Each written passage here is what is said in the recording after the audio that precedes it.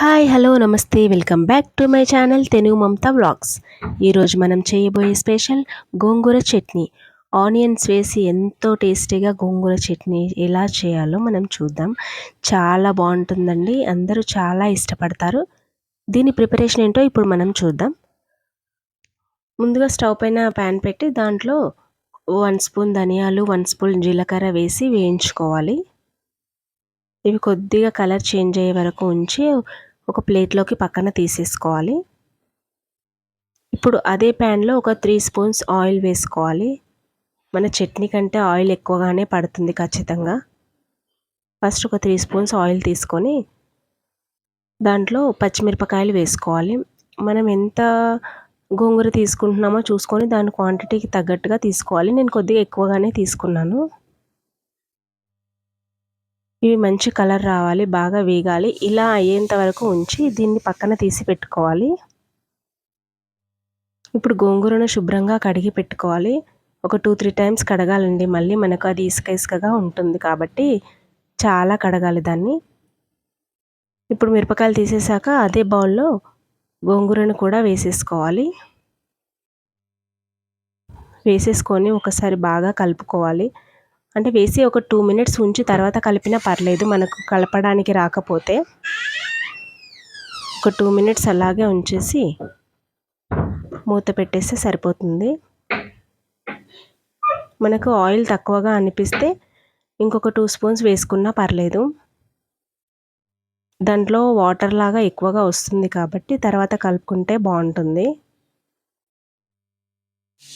ఇలా ఒకసారి కలిపేసుకున్న తర్వాత చూడండి, వాటర్ మొత్తం వచ్చేసింది కదా దాంట్లో. ఇప్పుడు వెల్లుల్లిపాయలు వేసుకోవాలి. అందులో మనం పోపులో కూడా వేస్తాము, ఇందులో కూడా వేస్తే బాగుంటుంది. దీంట్లోనే ఒక 1.5 స్పూన్ పసుపు వేసుకోవాలి. తర్వాత దీంట్లోనే కొద్దిగా కొత్తిమీర పుదీనా కూడా కలిపేసుకోవాలి. ఇవి కొద్దిగా వేసుకున్నా పర్లేదండి. ఇవన్నీ వేసేసి ఒకసారి బాగా కలిపేసుకొని ఒక 2 మినిట్స్ మూత పెట్టేసుకోవాలి. మనకు పసుపు అదంతా బాగా కలవాలి దాంట్లో. అదంతా ఆల్రెడీ దగ్గరికి వచ్చేసింది కాబట్టి ఇంకో 2-3 మినిట్స్ ఉంటే సరిపోతుంది. ఇక అది అయిపోయినట్టే.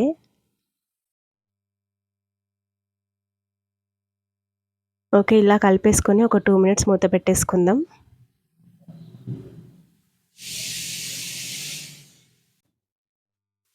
ఇప్పుడు 2 మినిట్స్ తర్వాత మూత తీసేసాక ఇలా ఉంది. ఇది ఇంకా అయిపోయినట్టే.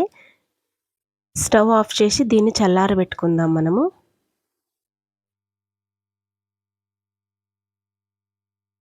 ఇది చల్లారాక ఒక మిక్సీ జార్లోకి మనం ముందుగా వేయించి పెట్టుకున్నాం కదా ధనియాలు జీలకర్రని, దాన్ని మిక్సీ జార్లో వేసి సన్నని పొడిలాగా చేసుకోవాలి.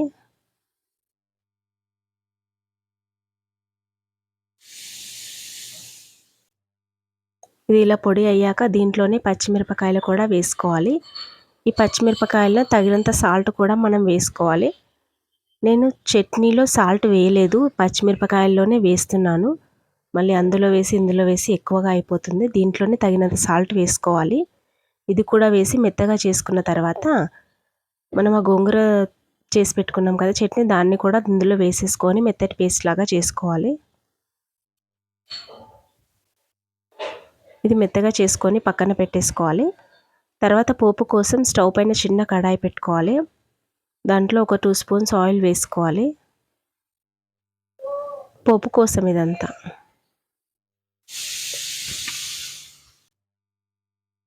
అది ఆయిల్ కొంచెం హీట్ అయ్యాక దీంట్లోనే కొద్దిగా జీలకర్ర ఆవాలు, ఒక 4-5 చిన్నగా చుంచుకున్న ఎండుమిరపకాయలు, ఒక 1 స్పూన్ మినప్పప్పు, 1 స్పూన్ శనగపప్పు కూడా వేసుకోవాలి, బాగుంటుంది పోపులోకి. ఇవి కొద్దిగా వేగాక దీంట్లో కొన్ని వెల్లుల్లి రెబ్బలు కూడా వేసుకోవాలి. మనం చట్నీలో వేసాం, పోపులో వేస్తే కూడా చాలా బాగుంటుంది టేస్ట్. ఇవి కొద్దిగా ఫ్రై అయ్యాక కరివేపాకు కూడా వేసుకోవాలి. ఇప్పుడు అదంతా పోపును చట్నీలో వేసేసుకొని కలిపేసుకోవాలి.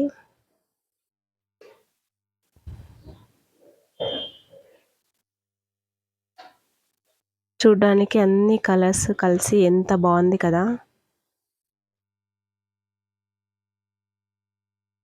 కొద్దిగా ఇప్పుడు మీరు సాల్ట్ సరిపోయిందో లేదో చూసుకోండి. నాకైతే కొద్దిగా తక్కువగా అనిపించింది. అందుకే ఇంకొంచెం సాల్ట్ యాడ్ చేశాను. ఇప్పుడు దీంట్లో మొత్తం చట్నీ రెడీ అయిపోయిన తర్వాత చిన్నగా కట్ చేసుకున్న ఆనియన్స్ అనేవి చిన్నగా కట్ చేసుకోవాలి. కట్ చేసుకొని ఇందులో చట్నీ మొత్తం రెడీ అయ్యాక వేసుకొని కలుపుకోవాలి. అది టేస్ట్ చాలా బాగుంటుందండి అప్పుడు. మనం ముందు దేంట్లో ఆనియన్స్ యాడ్ చేయలే, ఇప్పుడు మాత్రమే యాడ్ చేసాము. ఇలా ఆనియన్స్ కలుపుకొని చట్నీ తింటే చాలా బాగుంటుంది. ఒకసారి ట్రై చేసి నాకు కామెంట్ పెట్టండి. Okay then bye.